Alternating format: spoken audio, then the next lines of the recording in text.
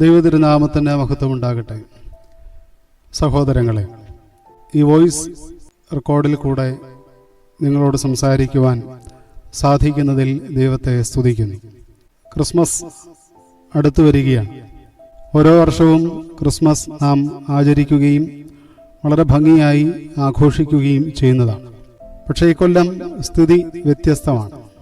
എങ്കിലും അനുഷ്ഠാനങ്ങൾ ഭംഗിയായി നിർവഹിക്കുവാനും ക്രിസ്തുവിൻ്റെ ജനനത്തെ നമ്മുടെ ഹൃദയങ്ങളിൽ ഏറ്റെടുക്കുവാനും ഇക്കൊല്ലവും നമുക്ക് സാധിക്കട്ടെ എന്ന് പ്രാർത്ഥിക്കുന്നു. ഓരോ ക്രിസ്മസും നമ്മെ ക്രിസ്തുവിലേക്കാണ് അടുപ്പിക്കേണ്ടത്. ആഘോഷങ്ങളിലേക്കല്ല, ക്രിസ്തുവിലേക്ക് തന്നെ നമ്മെ അടുപ്പിക്കുന്നതായിരിക്കണം ഓരോ ക്രിസ്മസ് അനുഭവവും. ക്രിസ്തു ആരാണ്? ക്രിസ്തു ആരാണ് എന്ന് ചോദിച്ചാൽ നമുക്ക് ഓരോരുത്തർക്കും വ്യക്തിപരമായി പല ഉത്തരങ്ങൾ നൽകാനുണ്ടാകും. എങ്കിലും പൊതുവായ ഒരു ചിന്ത എടുത്താൽ ക്രിസ്തു വെളിച്ചമാണ്.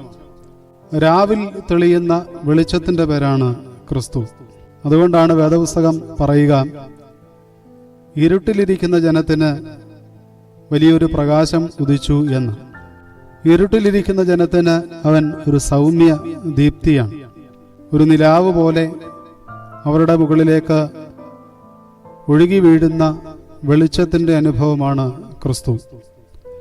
അതേസമയം മറുരൂപ മലയുടെ മുകളിൽ സൂര്യന്റെ ശോഭ പോലും അവന്റെ മുൻപിൽ തോറ്റു പിന്മാറുന്നത് നാം കാണുന്നുണ്ട്.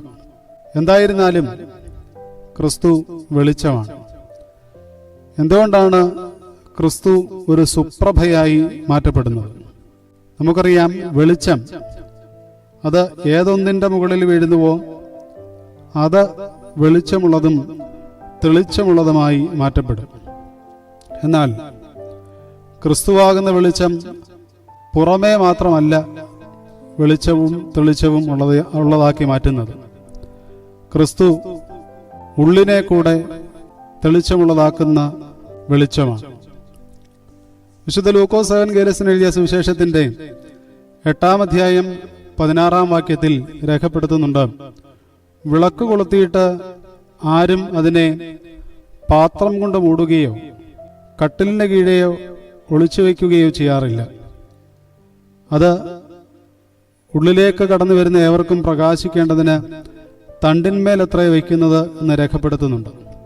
ക്രിസ്തുവാകുന്ന വെളിച്ചം ഉള്ളിലേക്ക് കടന്നു വരുന്നവർക്ക് കൂടുതൽ പ്രകാശം നൽകുന്നതായി നാം കാണുകയാണ്. അതുകൊണ്ട് തന്നെ ക്രിസ്മസ് എന്നത് പുരമുകളിൽ കെട്ടിത്തൂക്കിയ നക്ഷത്രത്തിന്റെ മാത്രം അനുഭവമല്ല.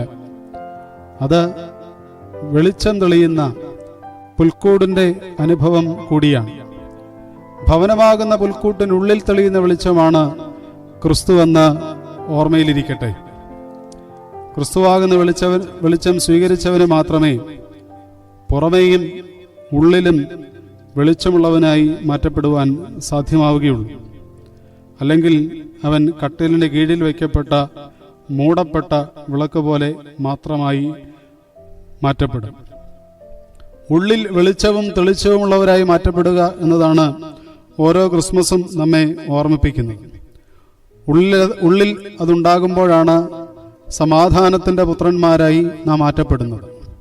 നമുക്കറിയാമല്ലോ, നമ്മുടെ ശുശ്രൂഷയിൽ എൽദോ പെരുന്നാളിനോട് ചേർന്ന്, കർത്താവിന്റെ ജനന പെരുന്നാളിനോട് ചേർന്ന് ഏറ്റവും പ്രധാനപ്പെട്ട ശുശ്രൂഷയാണ് തീജ്വാലയുടെ ശുശ്രൂഷ. ഒരുപക്ഷെ ഇതിനേക്കാൾ മനോഹരമായി ക്രിസ്തുവിന്റെ ജനനത്തെ ചിത്രീകരിക്കാൻ സാധിക്കുന്ന മറ്റൊരു ശുശ്രൂഷയുണ്ടോ, മറ്റൊരു പ്രതീകമുണ്ടോ എന്ന് സംശയമാണ്. കാരണം ഇരുട്ടിൽ എരിയുന്ന വെളിച്ചത്തിന്റെ പേരാണ് ക്രിസ്തു. അതിനെ നാം ഏറ്റവും അർത്ഥപൂർണമായി കാണുന്നത് തീജ്വാലക്കുഴിയുടെ അരിയിൽ നിൽക്കുമ്പോഴാണ്.